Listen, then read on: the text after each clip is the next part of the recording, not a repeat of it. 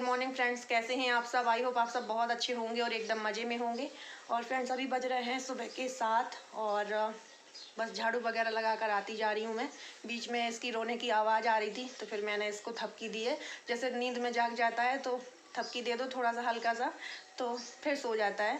तो करवट वगैरह इसने बदला होगा, इस साइड से उस साइड को करवट लिया तो जाग गया था, तो इसकी नींद खराब हो रही होगी तो रो रहा था। तो बीच में फिर मैं झाड़ू लगाने के बाद में इसे सुला दिया है, फिर से सो गया है। और अब जा रही हूँ, थोड़े से चाय वगैरह के बर्तन डले हैं उनको धुल लूँ और फिर पोछा लगाना है और कुछ कपड़े वगैरह डले हैं उनको धुलना है क्योंकि शादी के काफ़ी कपड़े हो गए थे।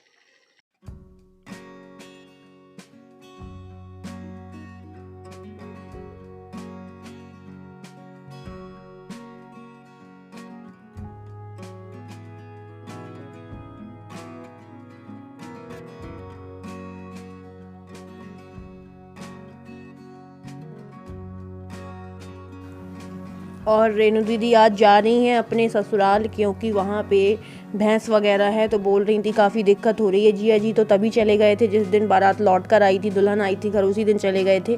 पर दीदी बोल रही हैं आज जाना पड़ेगा क्योंकि वहाँ जिया जी की थोड़ा तबीयत भी ख़राब है इस वजह से। और अभी तो उस वाले घर में जाएंगी ये, अभी थोड़ा देर बाद निकलेंगी। और बोल रही थी कि सुबह ही निकल जाएं तो इतना ज़्यादा मतलब लपट नहीं लगेगी।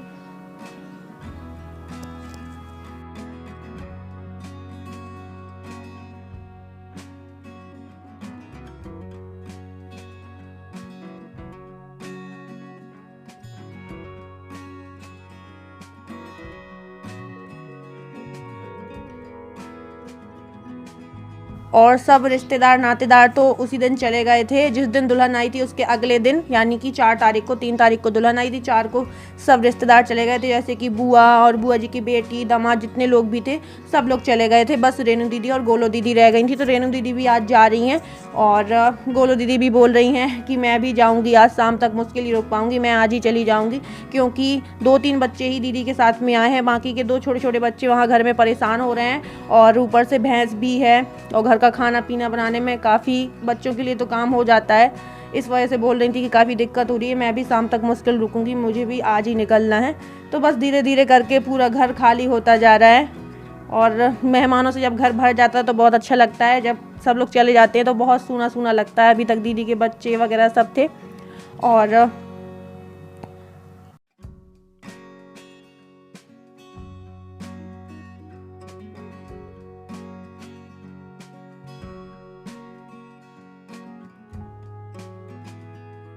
अब हो चुकी है अगले दिन की सुबह और हमारे घर में है आज सत्यनारायण भगवान की कथा जो शादी के बाद में होती है। दूल्हा दुल्हन के लिए सुनवाई जाती है कथा। तो बस भोग प्रसाद सब बन चुका है, पंडित जी ने भी अपना पूरा सामान पूजन का लगा लिया है और कथा स्टार्ट हो ही गई है। लेकिन देवर जी अकेले बैठे हैं क्योंकि देवरानी की थोड़ी तबीयत ठीक नहीं है, उन्हें पूजा नहीं करनी है, इस वजह से वो नहीं बैठी हैं कथा में। और वैसे तो कथा बाद में भी हो जाती, पर पंडित जी बोल रहे थे कि आज का दिन अच्छा है, आज ही कथा करा लो। और फिर आज नहीं अगर कथा होती तो फिर देवरानी को परसों जाना है, इस वजह से फिर उनकी विदाई हो जाती यहाँ से, तो फिर अगले बार के लिए काफ़ी लंबी हो जाती कथा, पता नहीं फिर कितना टाइम लगता होने में। इस वजह से पंडित जी कहे थे आज ही हो जानी चाहिए कथा, नहीं तो फिर वो चली जाएंगी अपने मायके। तो बस यहाँ पर कथा शुरू हो चुकी है और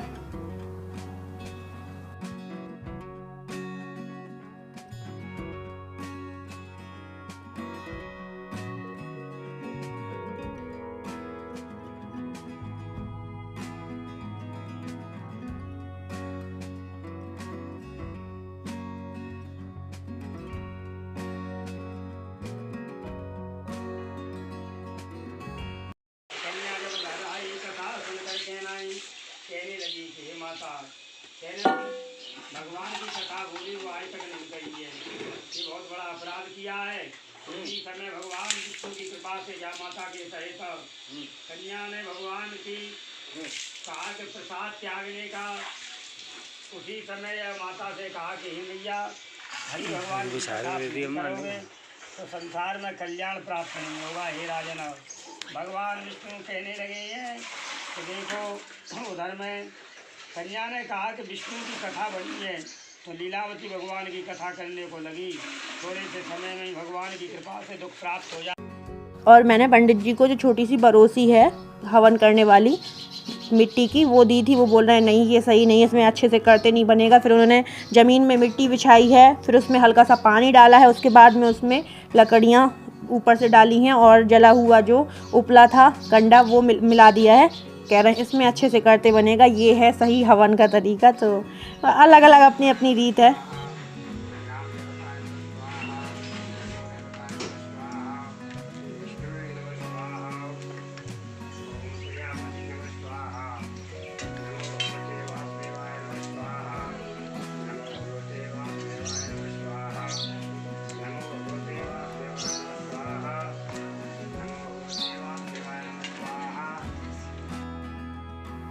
और दादी जी भी बैठी हैं, तो सब लोग धीरे धीरे करके हवन कर लेंगे।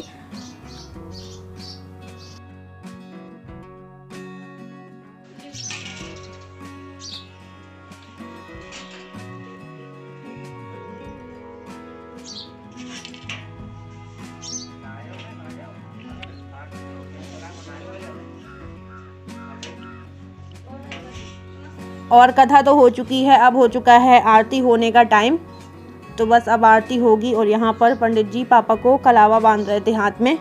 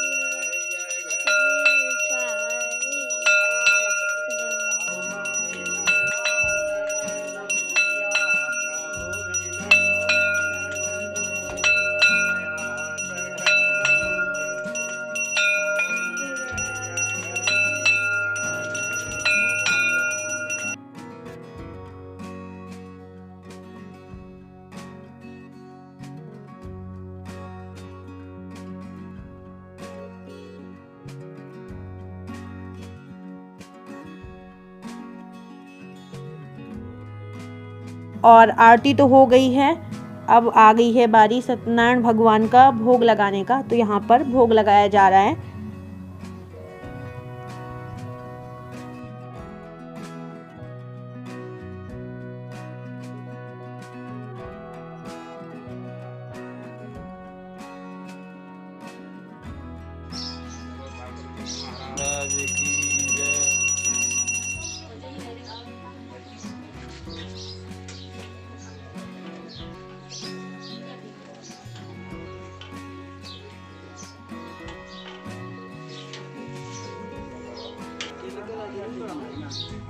और रेणु दीदी चली गई थी, फिर शाम को गोलो दीदी भी चली गई थी। तो दोनों ननद चली गई थी। तो ये जो रस्म करनी थी कथा के बाद में, ये रस्म होती है यहाँ ससुराल में मेरे। तो ये जो मेरी मौसी की बेटी हैं, यही गांव में मौसी जो रहती हैं उनकी बेटी हैं शशि दीदी, तो वो ये रस्म कर रही हैं क्योंकि बहन करती है ये रस्म।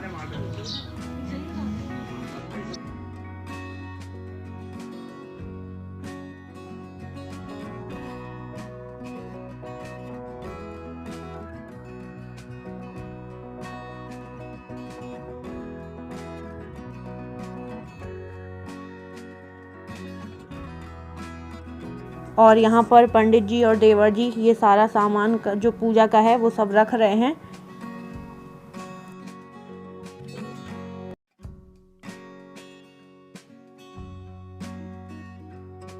और अब बज चुके हैं शाम के 5 और यहाँ पर बनाया जा रहा है बायना, जो देवरानी के साथ में जाएगा और उनके मायके में फिर बांटा जाएगा। वो बायना बन रहा है। और उनके यहाँ से जो आया था शादी में, जब वो विदा होके वहाँ से आई थी, तो यहाँ ससुराल में बायना बांटा गया था। ऐसे ही चीनी के पाग वाले बन के आए थे, मैदा के गोल गोल, इन्हें यहाँ गोल बोलते हैं, वही बनाए जा रहे हैं। तो यहाँ से जाएंगे तो उनके मायके में बांटे जाएंगे। और मेरी देवरानी की कल की विदा बन चुकी है और उनके घर वाले कल ही विदा कराने आ रहे हैं, पापा भैया ये सब लोग। वैसे परसों की सुन रहे थे पर कल की विदा उनकी बन चुकी है, क्योंकि उनकी बड़ी बेटी की भी कल ही विदा होनी है। वो ससुराल से बड़ी बेटी को भी कल ही लेने जाएंगे। तो पहले इनको ले जाएंगे मेरी देवरानी को, फिर साथ में बड़ी बेटी को भी वहाँ से रास्ते से ले लेंगे। तो इस वजह से फिर ये बायना जल्दी बनाना पड़ रहा है, नहीं तो कल बनाते, आज नहीं बनाते। और ये गोल सेकने के लिए पहले मैं बैठी थी, पर नानी जी बोल रही हैं कि पता नहीं कहीं तुम कहीं कोई डार्क ना सेक देना, कहीं कोई अंदर से कच्ची ना रह जाए, अच्छे से सेकनी पड़ती हैं, दूसरों के घर में जाएंगी कहीं उनमें कोई कमी ना रहे। इस वजह से वो बोल रही हैं कि मैं सेकूंगी, क्योंकि ये ज़्यादा अनुभव बड़ों को रहता है। ऐसे तो हम नहीं बिगाड़ेंगे, पर ऐसा रहता है ना कि दूसरों के घर में जाएंगी कहीं कोई बिगड़ ना जाए, कोई डार्क ना सिक जाए, कोई थोड़ा अंदर से कच्ची ना रहे। इस वजह से फिर नानी कह रही है मैं सेकूंगी, तो वो आ गई है सेकने के लिए। और ये थोड़ा ठंडी हो जाएंगी, फिर इनको चीनी के पाग में डालेंगे और चीनी के पाग से निकाल कर फिर रख देंगे। हल्की जब वो सही हो जाएंगी फिर उनको भर के तैयार हो जाएंगी बटने के लिए। तो चलिए फ्रेंड्स,